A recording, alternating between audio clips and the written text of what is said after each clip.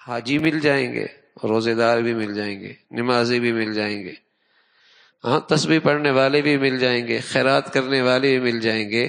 لیکن آج یہ حسن سلوک امت میں ختم ہوتا چلا جا رہا، آج یہ حسن سلوک ختم ہوتا چلا جا رہا۔ تو حسن سلوک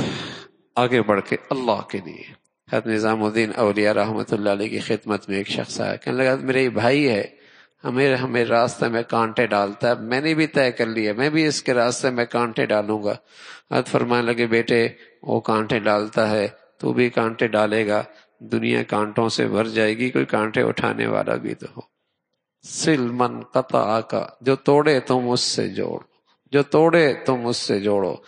جو تمہارا حق ادا نہ کرے تم اس کا بھی حق ادا کرو، جو تمہارا حق تلفی کرے تم اس کے ساتھ بھی حسن سلوک کرو، تم جو زیادتی کرے تم اسے بھی معاف کر دو۔ سل من قطعک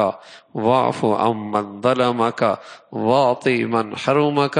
جو توڑے تم اس سے جوڑو، جو زیادتی کرے تم معاف کر دو، جو تمہارا حق ادا نہ کرے تم آگے بڑھ کے اس کا بھی حق ادا کرو، تم اس کا بھی حق ادا کرو۔ اللہ یہ صلہ رحمی کیا برکتیں ہیں، اللہ اس دنیا میں اس کی کیا برکتیں، آخرت تو اپنی جگہ، اللہ اس دنیا میں، اللہ اس دنیا میں، اللہ کے نبی بتا رہے اللہ اس دنیا میں اس کا رزق فراخ کر دیں گے، اس کا رزق کشادہ کر دیں گے، اللہ اس کی عمر میں برکت، عمر درازی عطا فرما دیں گے، اس دنیا میں اللہ یہ انعامات عطا فرمائیں۔ اللہ رب العزت یہ خوبیاں ہم سب کو نصیب فرما دے۔